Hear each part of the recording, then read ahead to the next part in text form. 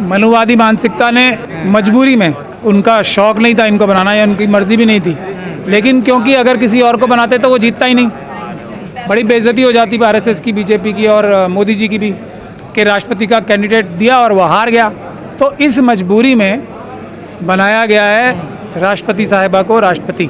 दिल पे आरएसएस और बीजेपी के सांप लौट रहे होंगे, ये बात हम अच्छे से समझते हैं, क्योंकि देखिए एक तरफ थे यशवंत सिन्हा साहब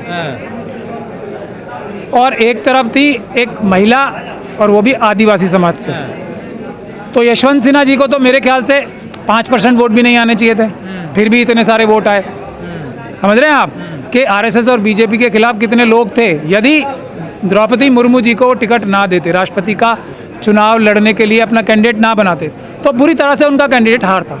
तो अब हम ये उम्मीद करते हैं ये सब बातें बेकार की हैं, जो कंट्रोवर्सी की जा रही है वो आरएसएस के या दूसरे मनुवादी मानसिकता के जो दूसरी पार्टियों में लोग हैं उनके दिल पे सांप लौट रहा है। स्मृति ईरानी कह रही है कि आदिवासी महिला का अपमान क्या है कांग्रेस ने। देखिए मैं ये समझता हूँ स्मृति ईरानी साहिबा ने खुद अपने धन कमाने के लालच में, जो उनकी बेटी हैं, छोटी बेटी हैं, 18 साल की भी नहीं है, वो खुद बता रही थी 18 साल की हैं, वो भी महिला हैं, 18 साल की बच्ची का पैसे कमाने के लालच में गलत इस्तेमाल किया है, चाइल्ड लेबर कराया एक तरह से, क्योंकि आज से नहीं कई दिनों से वो ये रेस्टोरेंट चला रही हैं। अब अगर बच्ची को खाना बनाने का शौक़ है तो वो घर वालों को भी खिला सकती हैं, अपने दोस्तों को पका के भी खिला सकती थी, लेकिन उनसे एक रेस्टोरेंट ज़बरदस्ती चलाया गया। ये है असली विषय, क्योंकि स्मृति ईरानी जी हर जगह से पैसा निकालने के चक्कर में ही रहती हैं, पैसा लूटने के चक्कर में ही रहती हैं। तो जो अपनी बेटी को नहीं छोड़ रही वो महिलाओं की क्या बात करेंगी। तो उनको अपनी बेटी को तो कम से कम अपने पैसे के लालच में इस्तेमाल नहीं करना चाहिए था, ऐसा हमारा कहना है। बीजेपी इकलौती पार्टी है जिसने लगातार 2 बहुजन समाज के राष्ट्रपति बनाए हैं। देखिए राष्ट्रपति बनाए हैं मजबूरी में, मैंने अभी आपको बताया, जैसे इस बार बनाया, पिछली बार कोविंद साहब को नहीं पता था, उनका कैंडिडेट हार जाता, क्योंकि राष्ट्रपति का चुनाव बहुत ही एक कॉम्प्लिकेटेड चुनाव है जिसमें एमपी और एमएलए दोनों वोट देते। एक ये मजबूरी है उनकी, लेकिन राष्ट्रपति बनने से कुछ नहीं होने वाला, प्रधानमंत्री सर्वोच्च पद है तो कुछ कैसे नहीं होगा। नहीं, मेरे ख्याल से जहाँ तक मुझे समझ है संविधान की, जो प्रधानमंत्री का पद होता है वो एडमिनिस्ट्रेटिव हेड है, एग्जीक्यूटिव हेड जो कंट्री के हैं वो प्रधानमंत्री होते हैं। राष्ट्रपति जो हैं वो एड एंड एडवाइस कैबिनेट की सलाह पे काम करते हैं। रबर स्टैंप कह रहे हैं। नहीं, मैं रबर स्टैंप नहीं कह रहा हूँ, जो संविधान में लिखा है aid and advice of cabinet, लेकिन संविधान के, लेकिन अगर द्रौपदी मुर्मू साहिबा पूरी तरीके से संविधान का पालन करने लगेंगी तो इनके मेरे ख्याल से 90% बिल राष्ट्रपति साहिबा कभी एक्सेप्ट नहीं करेंगे। तो मतलब आपको उम्मीद है कि द्रौपदी मुर्मू जी उनकी लाइन नहीं लेंगी। देखिए हालात तो ऐसे ही हैं, वो किसी के दबाव में तो बनी नहीं है, वो तो मजबूरी है उनकी, मजबूरी में बनाई है, उनके अलावा कोई जीत नहीं सकता था इसलिए बनी है वो राष्ट्रपति। तो इसलिए बिल्कुल भी दबाव में, मेरे ख्याल से जो हालात हैं उसमें दबाव में नहीं रहना चाहिए। इन्हें खुल के बाबा साहब डॉक्टर भीमराव अम्बेडकर ने जो संविधान बनाया है उसको पालन कराने के लिए, उस पर अमल कराने के लिए पूरी ताकत से काम करना चाहिए। कोई इनका बाल भी बाका नहीं कर सकता, कोई आरएसएस का हो, बीजेपी का हो या किसी और पॉलिटिकल पार्टी का मनुवादी मानसिकता का व्यक्ति हो, वो अपने दिल में बुरा तो मान सकता है, दिल पे सांप तो लौट सकते हैं, कोई इनका कुछ कर नहीं सकता। इसीलिए इनको पूरी ताकत लगा के देश के SC ST का कम से कम काम सबसे पहले करना चाहिए। ऐसे जो अत्याचार व्यभिचार SC ST के साथ हो रहे हैं उसको कम से कम राष्ट्रपति साहिबा ख़त्म करने की शक्ति रखती है, उनको कोई रोकने वाला बिल्कुल नहीं। सर आपको आदिवासी महिला के लिए आप कह रहे हैं कि उनकी मजबूरी थी, लेकिन यशवंत सिन्हा भी तो 2 साल पहले बीजेपी में थे, उनके बेटे तो अभी बीजेपी में ही है। देखिए वो तो देखिए मैं कमेंट नहीं करना चाहता, क्योंकि अभी मैं ये नहीं चाहता कि ऑपोजिशन कमज़ोर हो, लेकिन बात सिर्फ इतनी है, SC ST OBC माइनॉरिटीज़ और महिलाएं एक ग्रुप हैं देश में और बाकी बचे हुए दूसरा ग्रुप है। तो इस ग्रुप में 92.5% लोग आते हैं। ये लोग ईमानदार, सच्चे और मेहनती, संविधान के मानने वाले ज़्यादातर होते हैं। कुछ लोग इनमें भी गलत हो, करना पड़ा ना, इसीलिए तो भारतीय जनता पार्टी का कैंडिडेट जीता है, राष्ट्रपति का हार जाता। मैं यही तो कह रहा हूँ कि अगर मुर्मू साहिबा में और यशवंत सिन्हा साहिबा, यशवंत सिन्हा साहब की कास्ट पता है ना आपको, में चुनना पड़ेगा तो सबकी मजबूरी है, इनको ही चुनना पड़ेगा, नहीं तो वोट नहीं मिलेंगे अगली बार। विपक्ष को इस बात को सोचना चाहिए। विपक्ष ने सबसे बड़ी गलती की है, क्योंकि मानसिकता तो वही है ना, अगर ये मानसिकता त्यागेगी नहीं विपक्ष, तो मानसिकता क्या, विपक्ष को सभी पार्टियों को चाहिए। देखिए जैसे तमिलनाडु में सबसे अच्छी सरकार चल रही है और वो सबसे मजबूत सरकार चलेगी आगे आने वाले टाइम तक। क्यों? क्योंकि वो जो संविधान में जिसकी जितनी संख्या है उसको उतना हक दे रहे हैं, ईमानदारी के साथ दे रहे हैं। तो वो सरकार बहुत ही मजबूती से चलेगी।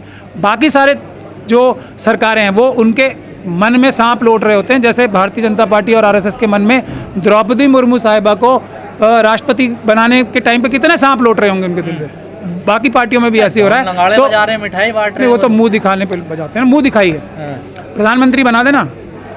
देखिए अब मोदी जी तो काफ़ी बुजुर्ग हो चले हैं, तो मोदी जी को बना दें राष्ट्रपति और मुर्मू साहिबा को बना दें प्रधानमंत्री, तो इनकी दूध का दूध और पानी का पानी साफ हो जाएगा। क्योंकि मोदी जी ने खुद कहा है ना 74-75 साल की उम्र के बाद किसी पद पे नहीं रहना।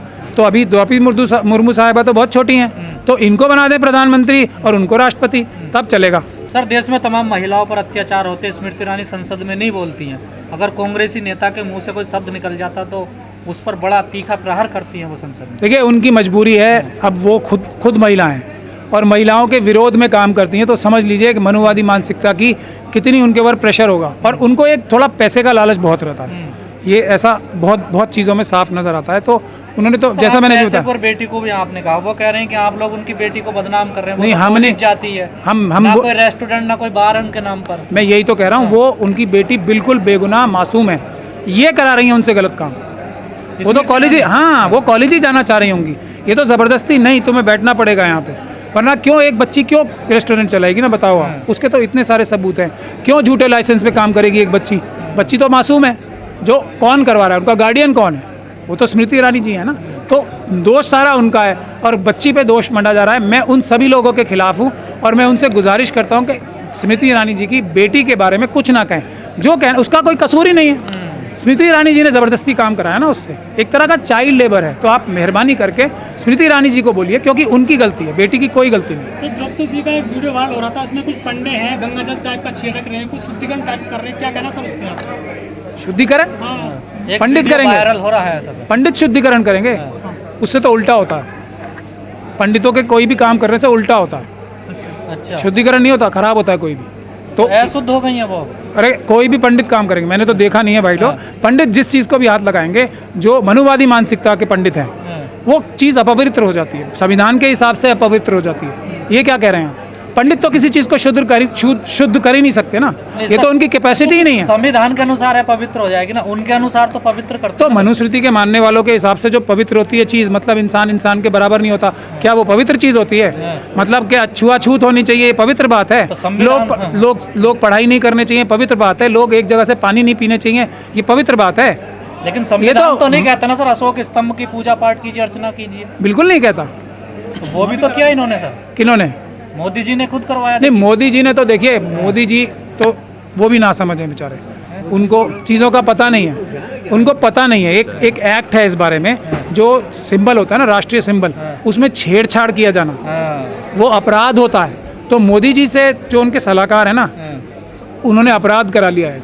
अगर कोई व्यक्ति एफआईआर कराने जाएगा तो एफआईआर तक हो सकती है इस बात पे, क्योंकि उसकी छवि चेंज कर दी गई है। पर उनको पता नहीं है, उनकी गलती नहीं है मोदी जी के, उनके सलाहकार, कम से कम उन्हें सलाहकार अच्छे रखने चाहिए, पढ़े लिखे। बड़ी गलती कैसे कर सकते हैं राष्ट्रीय प्रतीक के साथ? वो करी दी उन्होंने, पूरी दुनिया में तो उनका लोहा माना जाता, बताइए। नहीं तो कर दी ना उन्होंने, हाथ कंगन को है ना वो आरसी क्या, और पढ़े लिखे को फारसी क्या, ये बात है।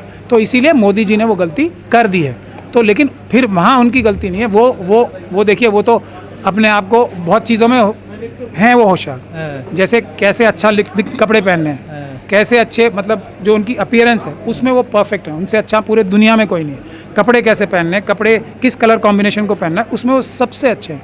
और जो टेलीप्रेम्प्टर होता है ना, प्रॉम्प्टर, उसको देख के भाषण कैसे देना है जैसे कि असली जैसा लगे, उसमें वो दुनिया में सबसे बेहतरीन आदमी, ये उनकी खासियतें हैं। लेकिन अब ये कि इकोनॉमिक्स कैसे चलनी है, देश में राष्ट्रीय जो सिंबल हैं वो कैसे लगने चाहिए, और देश कैसे चलाना है, चाइना से देश को कैसे बचाना है, और जो ये छोटे मोटे काम है ना, जैसे चाइना से कैसे बचाना है, ये उनके बस की बात नहीं है। उसके लिए उन्हें अच्छे सलाहकार चाहिए होंगे, जो उनके पास नहीं है। इसीलिए देश का जो बेड़ा गर्क हो रहा है ना आज, मोदी जी के अच्छे सलाहकार ना होने की वजह से। सर, गुजरात में शराब बंद है कई बरस से, लेकिन उसके बावजूद करीब 45 लोगों की मौत हो गई जहरीली शराब पीने से सर गुजरात में।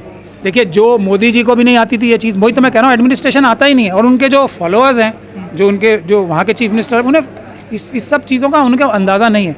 उनके लिए हमारी एक ही सलाह है कि वो अच्छे पढ़े लिखे ईमानदार सलाहकार ढूंढे, जो कि उनकी नज़र से बहुत मुश्किल है ढूंढना, क्योंकि उनकी नज़र में करप्शन, पैसा लेना और मनुवाद ज़्यादा घुसा हुआ है। लेकिन कुछ लोगों को तो कम से कम ढूंढें जो ईमानदार सच्चे हों, जो देश के लिए काम कर सकें, देश की जनता के लिए काम कर सकें। सर एक सवाल कॉन्फ्लिक्ट ऑफ थॉट का है। अभी उदित राज जी अपना वक्तव्य दे रहे थे, उन्होंने उसमें बोला कि ईवीएम की लड़ाई हमारी नहीं है, और आप ईवीएम के बारे में काफ़ी बात करते रहते हैं कि ईवीएम इलेक्शन को डिस्टॉर्ट कर रहा है। तो ये विचारों में तो अंतर हो गया और आप मंच शेयर करते हैं, ये कैसे पॉसिबल है? यही तो डेमोक्रेसी है। मंच शेयर करें, विचार अलग अलग रहें, और उन विचारों में से जो बेहतर कंसेंसस बने, जो विचार सबको ज़्यादा सम्मानीय हो, जो विचार ज़्यादा लॉजिकल हो, वो माने जाएं। तो ईवीएम जो है आरएसएस और बीजेपी का इलेक्शन जीतने का सबसे बड़ा हथियार है। दो ही तो चीज़ें हैं उनके पास, एक ईवीएम और दूसरा मुसलमानों के प्रति नफरत पैदा करना। यही दो, तीसरा तो कुछ है ही नहीं उनके पास। तीसरा ये है कि जो उनके पास है वो उन्होंने जो देश का धन चुराया उसका नाजायज़ इस्तेमाल करके, एडवर्टीजमेंट करके, अपनी क्रिमिनल मीडिया पे अपने अच्छे अच्छे तस्वीरें लगवा के, झूठ बता के, दुनिया भर को मिथ्या फैला के, ये उनके पास ताकत है। और वोटर लिस्ट में से वोट कटा के इन सबों में वो पैसे का इस्तेमाल है।